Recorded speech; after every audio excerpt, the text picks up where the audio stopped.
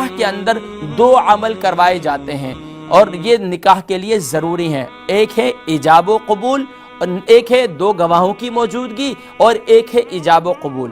دیکھیں ایجاب و قبول کروانا ظاہری بات ہے، ایجاب و قبول ایک جواب دینے والا ہے، ایک جو ہے ایک دونوں سے ایجاب اور قبول کروایا جاتا ہے. لڑکی ہے لڑکا ہے تو ایک دوسرے سے ان کو ایجاب و قبول کروایا جاتا ہے. بھئی فلاں بنت فلاں کا فلاں بنت فلاں سے نکاح کیا جا رہا ہے، فلاں بنت فلاں کا فلاں بن فلاں سے نکاح کیا جا رہا ہے. کیا آپ نے فلاں بنت فلاں کو اپنے لیے اپنے نکاح میں قبول کیا؟ تو وہاں قاضی صاحب ان سے کرواتے ہیں، ماشاءاللہ نکاح ہو جاتا ہے. لیکن عموماً آج جس معاشرے کے اندر ہم جہاں جی رہے ہیں وہاں ڈول ڈھماکے اور میوزک تو پورے حال میں گونج رہا ہوتا ہے، لیکن نکاح کی آواز، خطبہ نکاح بس چند آدمی جو بیچارے اسٹیج کے قریب کھڑے ہیں وہی سن لیتے ہیں، وہ بھی فوٹوگرافری کے اندر اور چکروں کے اندر اتنے پڑے رہتے ہیں کہ نکاح کے خطبے کو سننے کی توفیق بھی نہیں ملتی. حالانکہ یہ اتنا قبولیت کا وقت ہوتا ہے کہ اس وقت دعا قبول ہوتی ہے،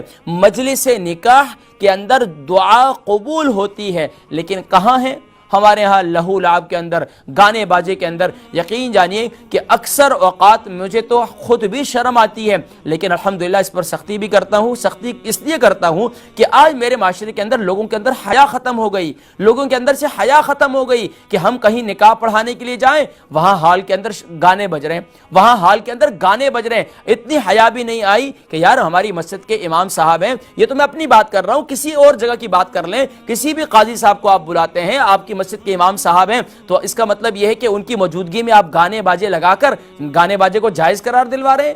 افسوس کی بات. اتنی حیا ضرور کریں ناظرین کرام کہ جب آپ اپنے مسجد کے امام صاحب کو یا اپنے کسی جاننے والے کو جن سے آپ پیار کرتے ہیں، جن سے آپ محبت کرتے ہیں دین کی وجہ سے، وہ اگر آپ نے ان کو نکاح کے لیے بلایا ہے تو اب آپ کا دل و جان سے ان کا احترام کریں، اور کم سے کم بھی آپ جو ہے گانے باجے اپنے شادی بیاہ کے اندر اس کو بند کر دیں. ویسے بھی نہیں کرنا چاہیے، اس سے خوشیاں نہیں حاصل ہو رہی ہیں. ماشاءاللہ آج اچھے ماشاءاللہ اچھی نعتیں آ چکی ہیں، آج ماشاءاللہ اچھے کلام پڑھنے والے لوگ موجود ہیں، اور ماشاءاللہ ایک دو جگہوں پر شادی میں جانے کا اتفاق ہوا. اتنے خوشی کا اچھا لگا کہ ماشاءاللہ انہوں نے باقاعدہ ظہر کی نماز میں وہاں تھا، عصر کی نماز میں وہاں تھا، اور باقاعدہ جتنے ہال کے اندر لوگ موجود تھے وہاں سے اناؤنسمنٹ کی گئی اور باقاعدہ وہاں نماز ادا کی گئی. الحمدللہ وہاں دونوں نمازیں با جماعت مردوں نے ادا کی باقاعدہ ہال. دیکھیں یہ ہے مسلمان کی شان کہ آپ کدھر بھی جائیں، اگر UK یورپ میں رہتے ہیں